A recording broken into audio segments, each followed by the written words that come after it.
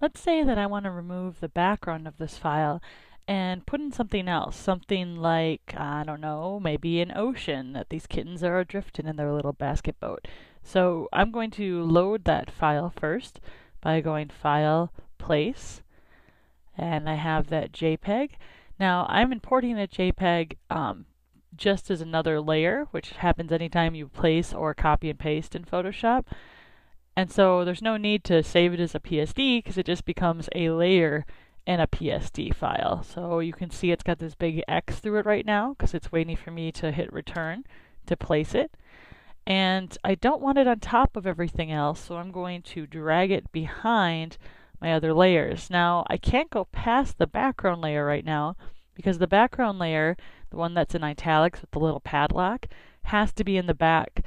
It also, if I turn the visibility of this off, and those are my cats making a guest appearance, you can unlock the background by double-clicking on the padlock, giving it a new name, and now we can drag that other layer behind it.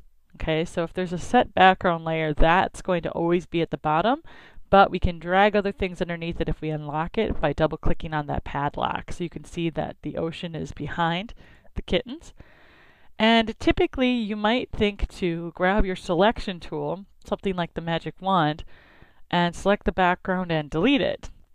There's a few things wrong with that technique. One, the edge of the fur looks awful.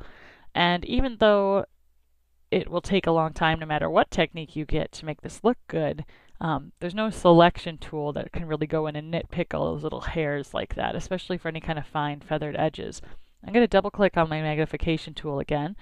The other thing that's not good about just deleting is that I'm losing all of that information. So if I was to save this file, I would never have that background again for whatever purposes I might want to reuse it for. So I'm going to undo, which is Command Z or Control Z on the Mac or PC, and I'm going to deselect.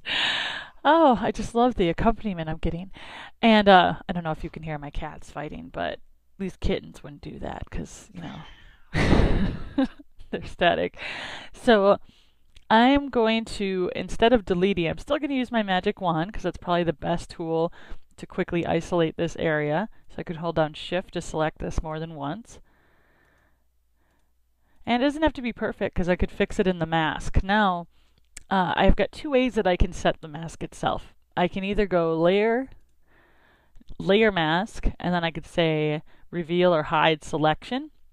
It just really depends on what you have selected in order to be what you choose. So if I reveal selection, it will actually make something perhaps not that we are looking for. I can't think of where this would be useful, at least with this image. So I'm going to undo, and in this case we actually want to hide the selection. I of course could also just inverse it by going to the select menu. And then my other option for adding the layer mask, aside from just the layer menu, is at the bottom of the layer palette there's a little white circle and a gray rectangle. And if I click that, it'll automatically show what was selected and hide what was not. Okay? So with a mask, if you start with the selection, what was selected becomes visible and what wasn't selected becomes hidden. It also gets translated as white and black. You can see that this is fully reversible. I can shift click on this little mask that now appears in the layer palette by shift clicking on it. If I option or alt click on it, you could see the mask itself. So the parts that were selected, being the basket and the kittens, is now white, meaning it's visible, and what's black is hidden. And even just by looking at this, you could see those little particle bits that the magic wand didn't pick up. So to fix a mask, you actually just go to your paintbrush tool, of all things. You want to have just black and white paint, and I'm going to paint with black to make this a nice smooth little hide. So I can actually do this right within the mask layer itself, or I'm going to option click to turn that back on. I can actually paint in the mask while looking at the overall effect. So I just have to make sure that the mask layer is selected. It says layer mask up in my title bar, and I've got little corners around it in my layer palette. And now if I paint with black, that will hide or remove the kittens. I'm going to turn the opacity of that brush up. So I can either hide the kittens with black, Or if I tap X, I'll switch to my other paint, which is white, or I can paint them back with white. So white shows, black hides.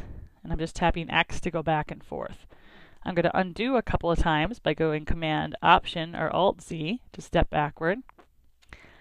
And if I want to finesse these edges, I just want to zoom in a little bit, choose a nice small brush, and with my brush tool selected, the fastest way of doing that is just tapping the left and right bracket keys right next to the P.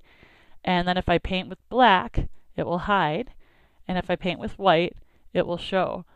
So I'm not going to do this all in this footage because that would be not that fun to watch. But essentially, with a mask, you have a lot more capability than you do with just a selection tool. I can go in and really fine-tune this with the right brushes and time. And if I just get a nice soft brush, which I can change the softness by going in at Shift left bracket, I can go in with my black paint and just really lightly go in and paint away any of that blue stuff I don't want.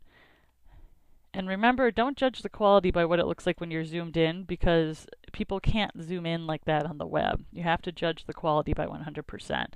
Now I gave him too severe of a haircut there, but no worries. I just have to tap X to go back to white paint, and I could just paint in whatever details I need again. If I zoom out by double clicking on the magnification tool, you can see he's got a nice smoother head there, and I would just go around and do that for all the edges. I would even go to the bottom of the basket and not just the fur. And if I make a nice big brush here and paint with black, I can kind of hide the edge of the brush. Now, this is actually, I'm going to pretend like I meant to do this. I actually just started painting on the layer itself. You could see that it's black there. It's very important that you pay attention to which icon is selected. So you want to make sure the mask is selected. It will say layer mask at the top, and then I can go in and tap away some of this basket so it looks like it's immersed in the water. Awesome. So you would just go through, fix your edges. You can remove a kitten if you want. The choices are endless.